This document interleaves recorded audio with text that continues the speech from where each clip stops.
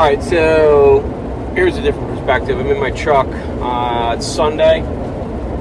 Just got done Marley's birthday party, and I'm heading to Florida. I hadn't really planned on it, so we're going to go down to one of the boats that I've been on for about 5 years. He has a hole in his exhaust, and it's gotten all over everything. So I ordered the new boot last week. It's a double hump hose, 14 inches wide, 22 inches tall, so it's a really big blue silicone hose. I ordered it over a week ago, but that was during the holiday. So apparently they were shut down for the week, just like everything else. So Speed check reported ahead on I-95 South. I'm in Georgia right now. The rain has just calmed down enough where I can do this, and I found my tripod, so you're welcome for not a shaky video. Whatever it is, if it's shaky, it's because I'm going over bumps in the road on 95. But I'm almost into Florida, and it's close to 3:30, so I stopped and grabbed my coffee. Anyway, so it was supposed to be here. It's a big silicone hose.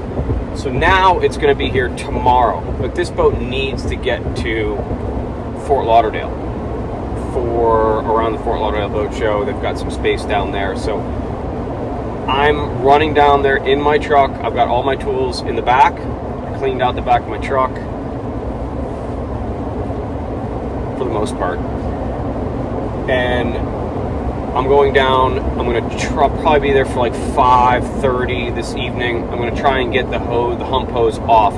Now, this happened once before, and last time that happened, they had to take apart the whole exhaust system. I'm really hoping there's an outside chance that I don't have to do that, and the only thing that I'll have to do, because it's a silicone hose, and if there's enough room, use Dawn and put Dawn on the top and on the bottom and get it really lubed up and get the thing right out of there. And hopefully the new one's going to be here tomorrow, and I might even try and intercept that tomorrow and bring it to the boat. I'd love to leave tomorrow. And we've got 3 storms coming across the Atlantic right now, so I don't think it's like 5 to 7 on the outside. The owner definitely does not want to do that. So we're going to have to run the ditch from Saint Augustine down to at least Stewart. And I've never actually done that run before. Typically, I'm offshore, so it's some shallow areas. They have dredged it, so it shouldn't be too bad. But it's a 90-foot boat, and it's got a pretty good draft on it. So we may or may not, get a little tight in some areas. But theoretically, it's been dredged, so I think that we've got a good shot of making some good headway down to Stewart. And I think the owner's in agreement with me now that we can do more than like 50 miles a day, plus or minus 4 hours of the high tide, or right after the high tide. So that's where I'm headed right now. It's 3:30 on Sunday, and when we get there, I'll get you on board. We'll see what we got going on. I'll do a video of that. I'm hoping that this replacement isn't going to be a very long video where I got to take part, like I said, everything. There's an off chance, like I said, that I can just slip the thing out because it's very, very flexible, and basically lube up the new one and slide that thing in there as well. We'll see, maybe. If not, we'll be taking down a lot of stuff because everything is wrapped in tin, all stainless steel exhaust insulated coils. So it's going to be a nightmare to get that thing apart. We'll see when we get there at 5 o'clock, 6 o'clock, see how it goes. So that's my chore for basically this entire week. Also forgot to mention, I don't really mind driving, so I guess the plan is I'm driving my truck down to Saint Augustine, do the repair, leave it there, take the boat as far down as we can get, and then rent a car back up to St. Augustine, grab my truck, and then run back up to Charleston, hopefully for charter on Friday afternoon, I think. And one of the good things about taking my truck is I get 4.5 hours, 5 hours of listening to nothing but the Grateful Dead. So, I've got that going for me. And just talked to a few new clients today, so that's good. Got some stuff happening on that. And yeah, I'm just gonna relax, and it's Sunday, so the phone's not ringing too bad. So kick back and listen to some Dead for a little bit. And as always, thanks for watching, and I'll see you in the engine room.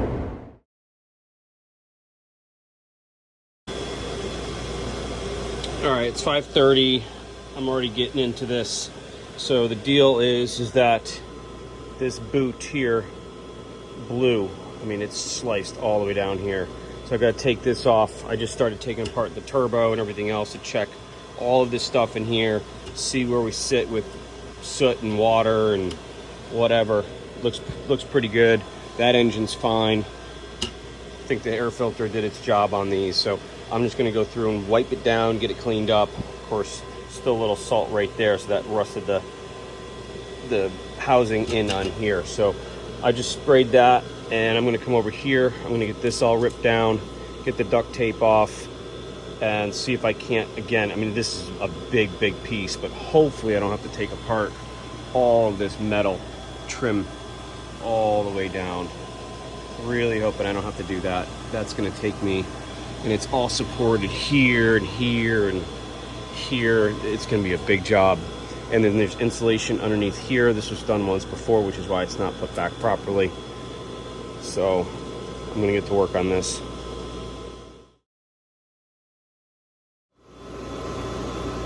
All right, well, that's resting there with some WD-40 on it. I've got all the tape and the band clamps off here.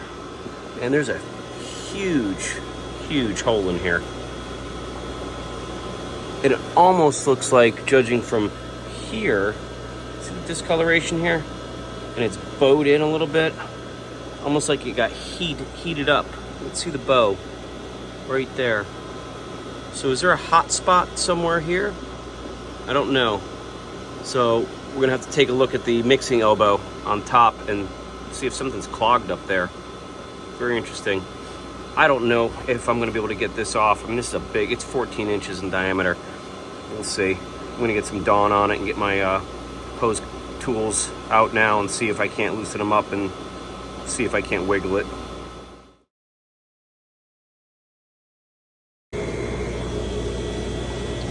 All right, for the sake of time, I just ended up cutting this out, but you can see the damage. Look at that, it's all crusted. And look, right there, it's all crusted. This is your mixing elbow. Right here, back that out, but this is your mixing elbow. All the water comes in on this side, and on that side, and then dumps in, mixes the exhaust gases, the hot exhaust gases, and also the water. So I don't want to drop my phone in there. There's the ocean, just in case, you know, didn't have enough stress in your life. If we get a wake coming by, we're gonna get dumped with water here. You can see it coming up and down. It's always unnerving. But you can see here, again, how it's stained through here. And then up here on the top, there's nothing around this ring. But look, right there. That's where the hole was. So I'm gonna look up in here. I can't tell, but that might be plugged. And if it is, that's where we're getting our hot spot from. So I'm gonna stick my head up in this big tube here, which is our mixing elbow, and see what that looks like before I put the new boot on. And I'm praying to God, if I lube this up enough and I re-lube the top here, that I'll be able to push that in and bring it back and get this to come together without having to take all of this apart. God, that would suck. So that would be a whole day worth of work ripping that thing apart. All right, so I'm gonna stick my head up in here and see what we got. All right, well, the light is on here. God, there's just not a lot of room. As usual, even on a big boat, there's just not a lot of room. So if you guys can see those holes right there? One there, kind of one there. That's our problem spot right there. We got one there, One there, and then look, once we get up to the top, look at all the holes in the top here. And as we come back down again, we start missing the holes. Hole, hole, hole. Very sporadic. I don't know why. Okay, so before I get a bunch of comments online, I do know what's going on here. Notice the boot here, it's on an angle. And the water flow comes in from the top left-hand side. And the bottom right-hand side is on an angle. So gravity dictates that water is going to roll downhill. So theoretically, there should be more holes on the top than the bottom to account for the gravity and this, that, and the other thing. I get all that. My point is that where the holes were drilled, it was just haphazard, like an 8-year-old had done it. So there's no forethought in regards to how many holes, where they're located, or the positioning that they're in. And I don't think that this was well designed. And I think that that's what the problem is here. I could be wrong, but this is the second time it's happened, and I can clearly show you where all the hot spots are, and there's no holes there. So I think that this is what's going on, and that's what I meant by that. But this correlates with, oh God, lost my glasses somewhere, with all of these scorch marks. Burn, burn, burn. Look at the top side. There's no scorching on the top side here. It's black, sure it's black. But look at all this scorching down through here. So I think overall, that's the problem. There's not enough holes drilled on the bottom side of this pipe. So we don't have enough water mixing through this side, which is causing a hot spot down here, which is allowing this to melt and burn. So we may have to put some more holes in this thing before I put the new one back, because this absolutely is going to happen again. No question. I think that's why it's happened before. So clearly a major design flaw in this mixing elbow. Not quite sure who made it. It's original to the boat, but I think that's the problem. That's what we're having over here. So I'm sourced this for now. Hopefully this will come in tomorrow. And like I said, if I butter this up enough, both pieces here, I should be able to squeak it in and set it down enough here and then slide it back up onto here. Didn't come up all that much, so I'm hoping. So I'm gonna go back over the turbo and start undoing all that and get that checked, sourced, and cleaned. All right. All right, so it's 10:30. I'm about to wrap it up for the night. That's the stuff that's coming out of the turbo. Like I said, it was locked up. So let's see, it needs to get cleaned. So I've taken off from the cooler and that pipe and there. I got to get this off here. I got that pipe off already, but I got to pull this one here tomorrow morning. Just tired, and I'll rotate the turbo down and I'll be able to get the turbo off, be able to get it cleaned. Inside the cooler doesn't look too bad, which is great news. So I think it's confined to just this area here. I'll get everything cleaned up, wipe it down, put it back together again, probably change the oil, and we should be good to go. I'm going to try and intercept our new hump hose tomorrow and get that put on, so we're not waiting for that. Do some engine checks, get it fired up. There's an alarm going off on this, which we'll figure out and change, and hopefully we will be back in business and up and running, and we'll start running the ditch. So we'll change over from engine repair and engine work over to a delivery down to Stewart. I don't know where we're gonna end up. We'll figure that out underway.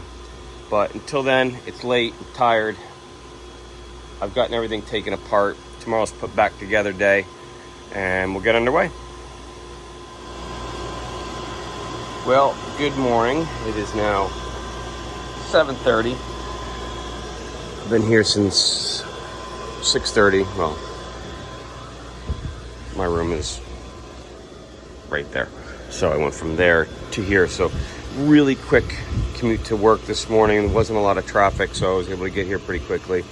I got the top piece off here. You can see all of the junk and goo and everything. I'm gonna have to clean up all of this stuff. Right now I'm trying to get the turbo housing off so I can clean that up and get the impeller cleaned up on that. I inspected the inside of the cooler. That actually looks pretty good, so I'm not all that concerned about that, but we've got to get this turbo off. So I've been gingerly beating it and banging it. I finally got a gap in between here so I can take the housing off. So I'm going to go through and very gingerly just unstick this all the way around, pull that off, get it out on the deck, get everything cleaned up, put back together again, make sure that the turbo spins freely, get all the gaskets and everything else back on, and then we're going to go hunt down UPS and find that part. Well, I finally got it off, so we'll get everything cleaned up here.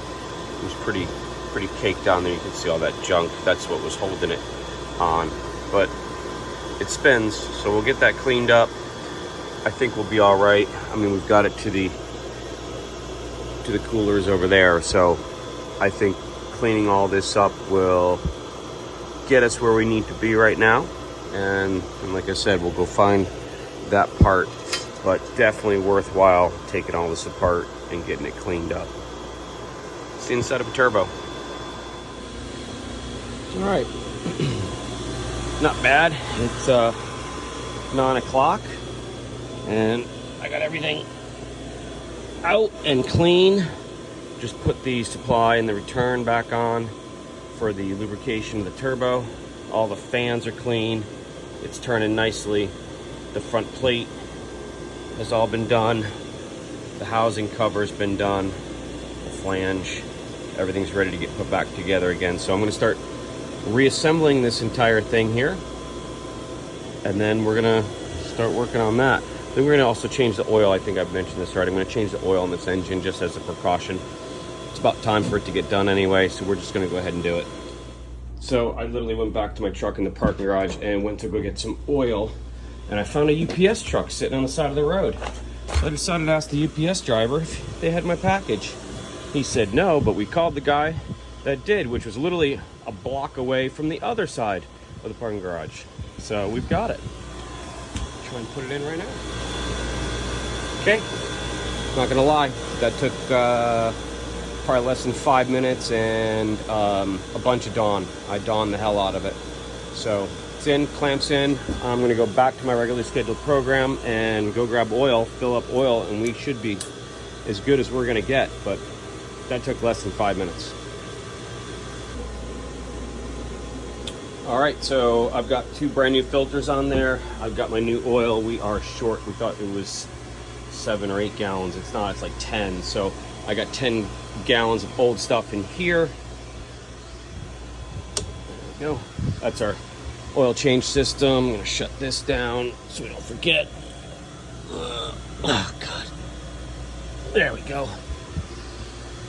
Wait, that was the wrong one. Shut that down and shut that down. So now nothing can come in. And then down at the bottom of the engine is our other one. This comes right off the bottom of the engine. I'm gonna shut that off. That way there's never any chance of oil coming out of there. Here's our oil fill right here. I'm gonna start filling it up and fire it off. See what we got. I'm really happy. That was really easy to get on. Lots of Dawn. Lots of Dawn. It's a good trick. Always have a bottle of Dawn with you. And I got the one that squirts out of the bottom, which is really nice. Keep it in my truck at all times. All right, let's start adding some oil. Okay, so I got 10 gallons of fresh oil in here. I've turned on, I'm running it locally, which is down in the engine room. I've turned it on and I've just the fans are going to come on in a second. I've just rolled it over just to make sure that there's no issues anywhere. Everything looks good. We've just rolled it over. So we're going to turn the engine room blowers on and we're going to get this girl fired up. I think we're ready to roll.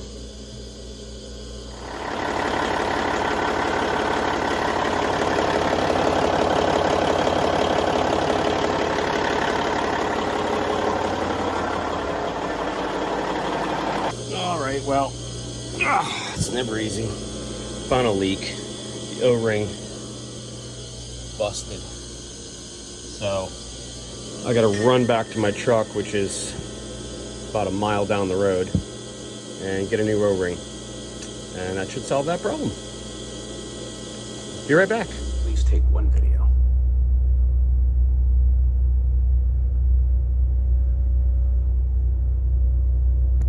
We are in the Intercoastal Waterway. Where are we? I just said in the Intercoastal Waterway. Matanzas River. Matanzas River. Off of Palm Coast. Okay. We hurriedly left. Everything's running fine. Just fine right now. So, yeah. I'll do another video, I think, when we get to the dock. Maybe another one. I don't know. But lots of dolphins. Really cool area. Ooh, look at them all. They're probably riding the bow.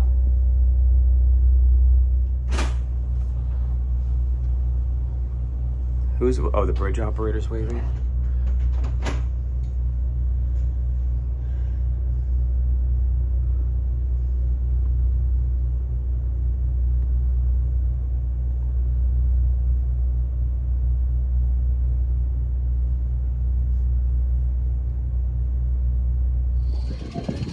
Okay, so I don't have a lot of video from the trip south because I was really honestly just trying to decompress, and I was still doing a lot of stuff in the engine room, a lot of checks, just a lot of shallow areas, bridges, things we had to contend with. So there's not a lot of video on this one, and you know the owners are there, and you know how apprehensive I am sometimes with owners being on board and doing video and stuff. So very conscientious of that. And so therefore there's not a lot of content heading down south through the waterway. But Fort Pierce was our final destination. This is coming out of Daytona heading to Titiusville.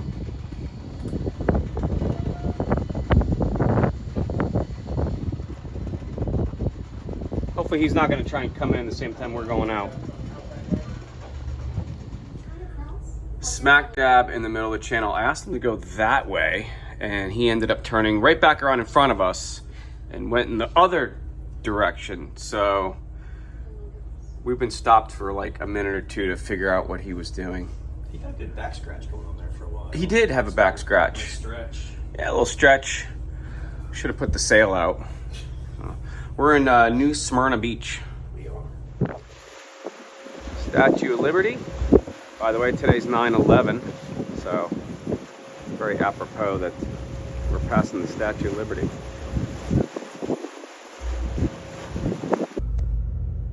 Definitely want to watch those rocks coming in a Haulover Canal. Woo.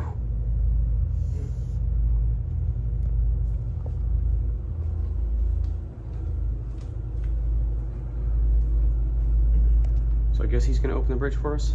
I guess. He said, "Keep coming." He didn't sound very convinced. You're close enough. Okay. Yeah.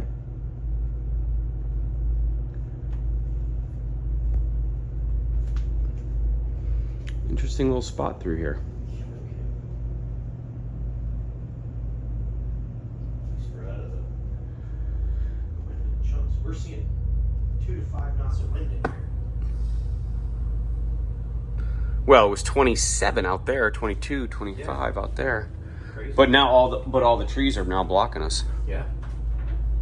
And that's a little weird when you're sitting downstairs looking out the window and all of a sudden there's trees right there. Sorry about that. We made a wrong turn. You should have seen the rocks on our side. Yeah.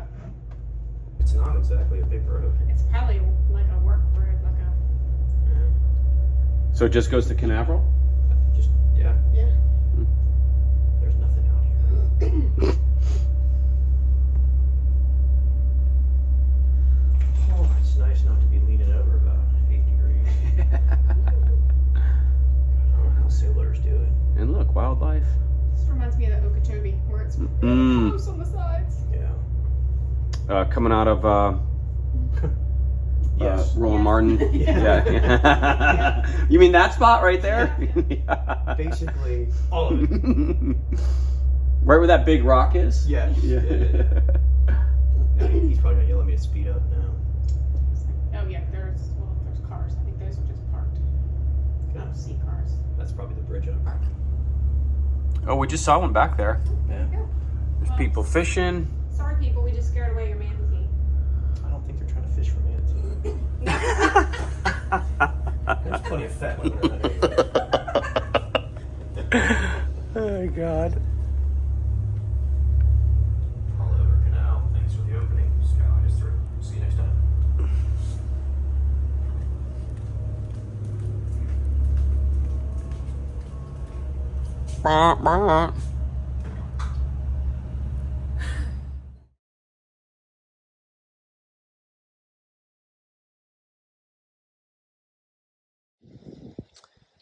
So made it to Titiusville, walking over to restaurant 220, I guess, to meet the owners. I guess somebody can figure out that these power lines are no good for fishing. There are no fish up there, but there is a ton of fishing line. So, and we are in Titiusville. Just want to give a shout out to Ed and Lynn. I just Facebook messaged them. They're trying not to sink. So if you guys want to see stuff on going to the Bahamas and trips and stuff, great show. One of the only shows that my wife will watch in regards to boating. So really nice couple.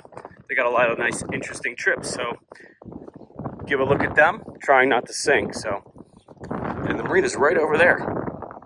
We are out early tomorrow morning. We thought we had to deal with a bridge, but apparently they've changed the bridge and it is no longer a bascule bridge. So we can get out like around 7:30 tomorrow and make it to, I don't even know where we're going tomorrow.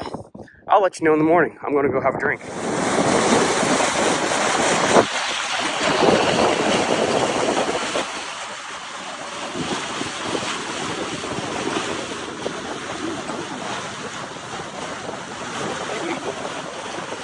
Right this way. Oh, that looks like fun. Can I join you?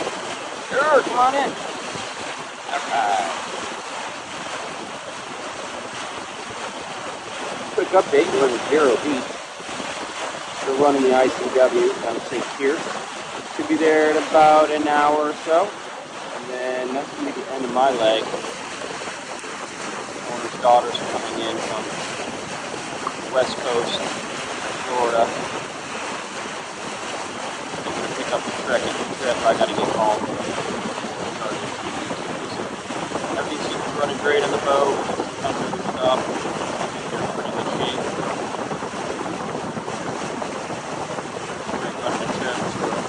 Unexpected. Like to get back on board. So, Vero Beach. Just went under the bridge. I don't know what bridge it was, but we just went under it. And this is basically what we've been looking at most of the day. The mangroves.